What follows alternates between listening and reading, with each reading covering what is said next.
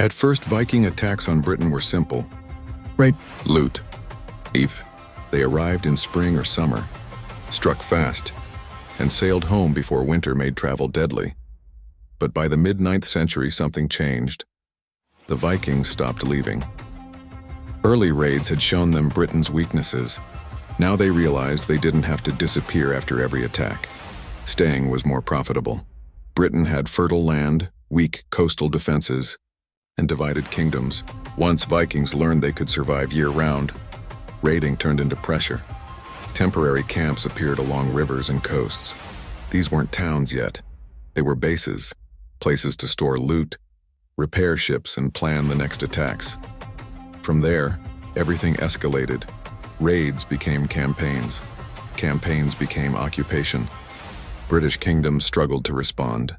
Armies took time to raise. Kings fought each other as often as the invaders.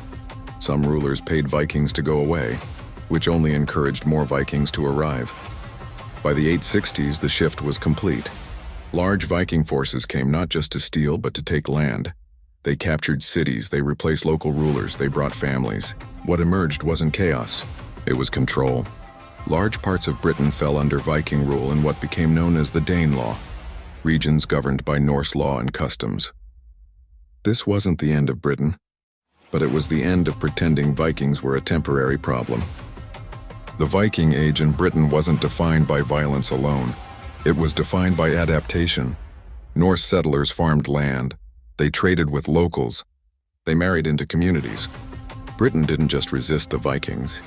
It absorbed them, and that forced the remaining English kingdoms to change fast, win, or disappear.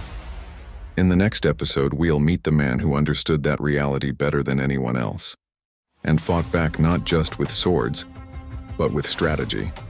Because this is where Alfred the Great enters the story. If you enjoyed this trip down the rabbit hole, don't forget to like, share, and subscribe to Smart History for Dumb Times.